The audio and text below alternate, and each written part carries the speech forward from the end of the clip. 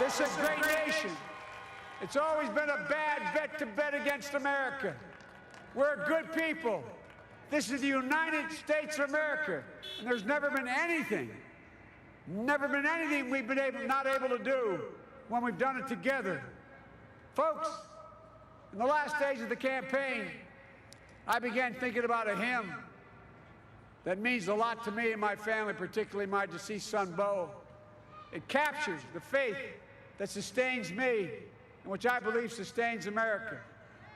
And I hope it can provide some comfort and solace to 230,000 Americans who've lost a loved one to this terrible virus this year. My heart goes out to each and every one of you. Hopefully this hymn gives you solace as well. And it goes like this.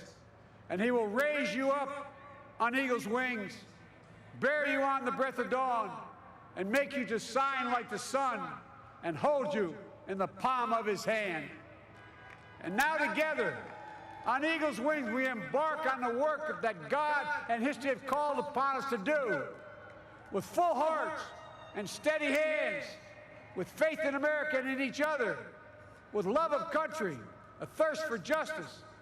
Let us be the nation that we know we can be, a nation united, a nation strengthened, a nation healed, the United States of America. Ladies and gentlemen, there's never been anything we've tried we've not been able to do.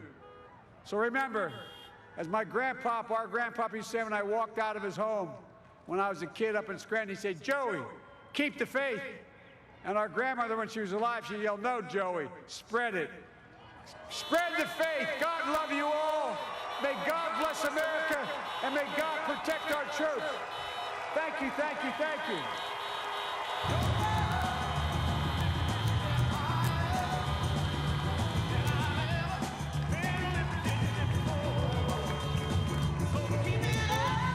And there you have Joe Biden, President-elect, the man who will be the 46th President of the United States of America, who has just won a grueling election campaign, who has gone through 4 days of tumult since that election, waiting for the result. His wife, Dr. Jill Biden, an educator who has been the vice president's wife and is now going to be the president's wife, joining him there on the stage.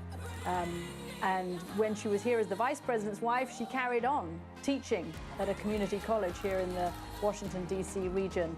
We will see whether she carries on doing that, but he introduced her as the woman who would be a fine first lady. And before that we heard from Senator Kamala Harris, who is the vice president-elect. But the speech was really one all about unity, all about unity.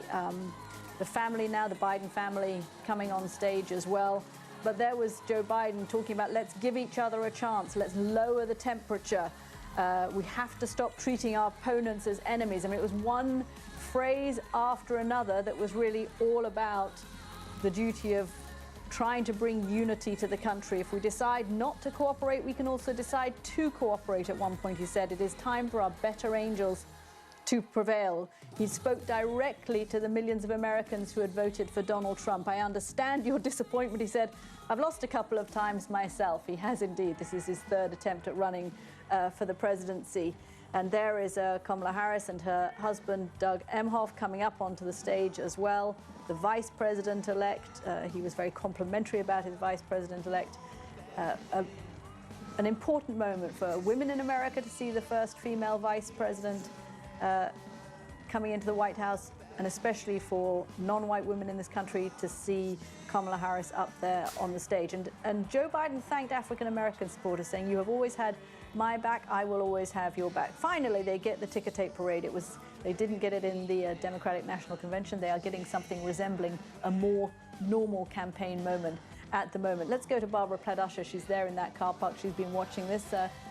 Barbara, I imagine the crowd loved it there in Wilmington for all the excitement and for all the fact that this is a team that has been longing to get rid of Donald Trump. It was a speech that was about reconciliation and unity. It was not a speech that was about taking grievances or getting revenge or ending things. It was about bringing the country together.